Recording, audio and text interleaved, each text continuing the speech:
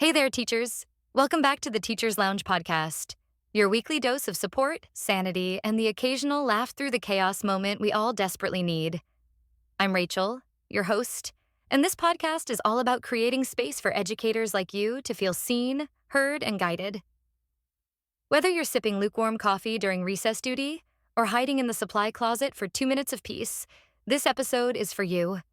Today, we're talking about something that every teacher experiences and often dreads: how to manage the first week back from summer vacation without losing your mind. Let's face it, coming back after weeks of beach days, binge watching Netflix, and sleeping in until 9 is a shock to the system. Add 25 high energy kids with zero routine, and it's basically chaos with crayons. But fear not, my fellow educators. Today, we're breaking it down with tips, humor, a dash of research, and maybe a little teacher therapy. The Great Comeback, aka the first week reality check. Let me paint you a picture. It's Monday morning.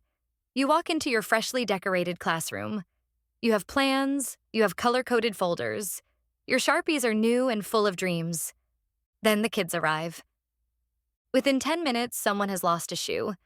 2 kids are crying, someone has called you mom by accident, and no one remembers how to sit in a chair. Sound familiar? Here's the thing. That first week isn't about perfection. It's not even about content. According to Dr. Harry Wong, author of The First Days of School, the most effective classrooms are the ones where procedures and expectations are explicitly taught and practiced, not rushed. So if you feel like you didn't get much done academically in the first few days, good. You're laying the foundation for the entire school year. And guess what? That foundation isn't just about rules. It's about relationships, rhythms, and routines that give your students a sense of safety, especially after a summer full of screen time, late nights, and forgetting what day it is. So let go of the pressure to dive into the curriculum like a cannonball. Instead, wade in slowly. Get to know your swimmers. And yes, bring a towel. You might get splashed. Here are 5 tips to survive, and maybe even enjoy, the first week. 1. Practice routines, like a PE drill. Yes, you will feel like a broken record. But guess what? Kids need repetition. Practice how to enter the room, how to transition, how to ask to go to the bathroom. Do it over and over again. And when you think they've got it, do it once more. Pro tip? Narrate what you see. I see Julia walking silently to her desk with her materials ready. Thank you, Julia. You're reinforcing behavior and building positive momentum. 2. Keep expectations low and energy high. You're not launching into long division on day 1. Keep the lessons light, interactive, and movement-based. Read a funny book. Do a get-to-know-you scavenger hunt. Play a game that secretly reviews routines. And yes, bring that teacher sparkle even if you're running on caffeine and sheer willpower. Try letting your students decorate their name tags, do a classroom scavenger hunt, or write silly autobiographical poems. They'll love it, and you'll get insights into their personalities. Win-win. Third, plan for transitions. Like they're a NASA launch. The number 1 cause of chaos? Dead air. Transition time without a plan is when pencils turn into drumsticks and someone ends up under a desk. So prep your transition cues. Use music, claps, timers. Sing like a Disney princess if you have to. Just don't wing it.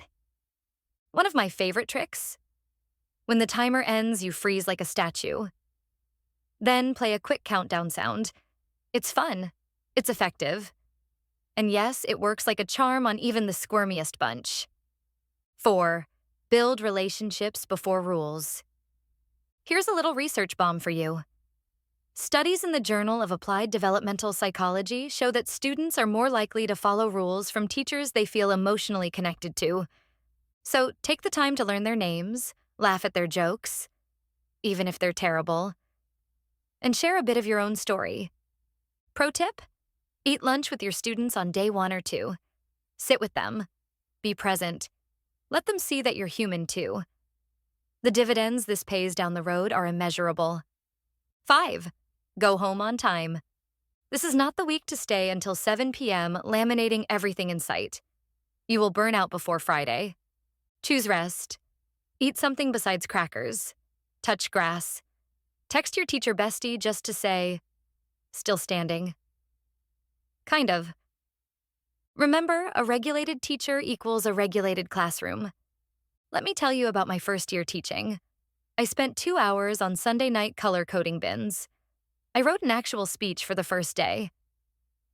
By noon, I had already cried in the staff bathroom, my anchor chart had fallen off the wall, and one student had asked me if I was the substitute. But you know what? By Friday, we were laughing. We had figured out where the tissues were. I learned to lower my expectations without lowering my standards. That first week is messy, magical, and completely human. Embrace it. Also, take pictures. Even if your room isn't Pinterest perfect, one day you'll look back and remember how much you grew that year. So, if you're heading into the first week back and already feeling overwhelmed, here's what I want you to remember. You don't have to be perfect. You don't have to cover everything. You just have to show up with heart, with humor, and with a plan that includes margin for mess. Remember, every new school year is a new chapter, not just for your students, but for you too. You are the calm in their chaos. You are the structure in their summer brain mush. You are the magic that turns back to school into a place that feels like home. If this episode gave you a laugh, a sigh of relief, or even just a moment of yes, same, I'd love it if you left a review, shared it with a teacher friend, or posted a quick takeaway on Instagram and tagged me. Also, let me know, what's your go-to first week activity? What's the weirdest thing a student has ever done on day one? Send me a message or drop a comment. I'd love to hear your stories. This podcast only grows because of amazing educators like you. I'll be back next week with another episode of the Teacher's Lounge podcast. Until then, go be brilliant, be brave, and be kind to yourself. You've got this.